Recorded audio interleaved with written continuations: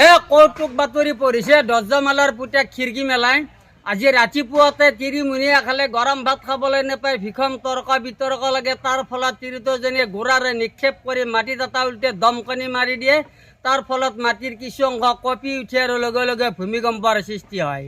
এতিয়া শুনক বিতং বাতৰি। দিনৰ ভাগত চেং চেঙে ৰ'দৰ তপত বহুতো চাং মাছৰ ঘৰ বাৰী ধ্বংস হৈ যায়। 1.5টা চাং মাছ বিচাৰি পোৱা হোৱা নাই। পিপৰা কুমটি আদিয়ে বিচাৰি তালাচী অভিযান চলাই আছে। কালি ৰাতিপুৱাতে ল'ৰা ছোৱালীয়ে একালে মাৰ্বল খেলা খেলি থাকোঁতে মাৰ্বলে খুন্দা লাগি জুই জ্বলি উঠে আৰু কেইবাশ গিৰি জুই লাগি পৰা যায়। কালি ব্ৰহ্মপুত্ৰ নদীত বৰালি মাছ এটাই 3টা শিলগুটি খাই 2টা মেকুৰী পোৱালি জন্ম দিয়া বুলি এক বিজ্ঞপ্তিত জানিব পৰা যায়। কালি ভৰ দুপৰীয়া অতি তীব্ৰবেগী চাৰ্কেল এখন ৰোলাৰৰ গাড়ীত খুন্দা মাৰে তাৰ ফলত ৰোলাৰৰ ড্ৰাইভাৰজন থিতাতে মৃত্যুমুখত পৰে। চাৰ্কেল চালকজনৰ কোনো হতাহত হোৱা নাই।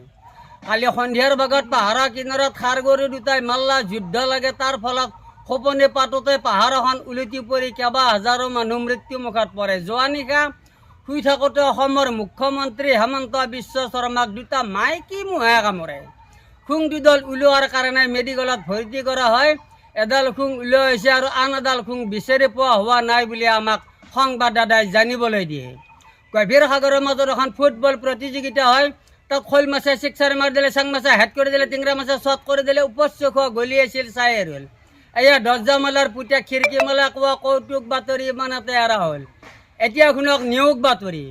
চকে বজাৰে ৰিক্সাৱালা ঠেলাৱালাৰ পৰা 10-5 টকা আদায় কৰাৰ অভিজ্ঞতা থাকিব লাগিব। হোটেলত দাদাগিৰি কৰি চাহ খোৱাৰ অভিজ্ঞতা থাকিব লাগিব। তাৰ উপৰিও বাটে ঘাটে ছোৱালী জোকোৱাৰো অভিজ্ঞতা থাকিব লাগিব। তেওঁলোকক পুৰস্কাৰ দিয়া হ'ব উৰগল্টি, ঢেকুৱাগল্টি, লাঠি চালনা আদি লগতে লোহা গৰম কৰি দাগ দিয়া, চুলি খুৰুৱাই দিয়া আদি অন্যান্য বানাচো দিয়া হ'ব। বতৰ বিজ্ঞানে জনোৱা তথ্য অনুসৰি 3 জনৰ তাপমাত্ৰা এনেধৰণৰ: ইউছুফ খান 125 degree Celsius, Tendulkar 70 degree Celsius আৰু ধোনী 50 ডিগ্ৰী চেলছিয়াছ। এতিয়া শুনক বতৰৰ বতৰা।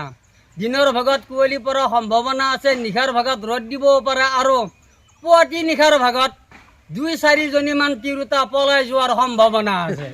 আজিৰ বতৰৰ বতৰা ইমানেই।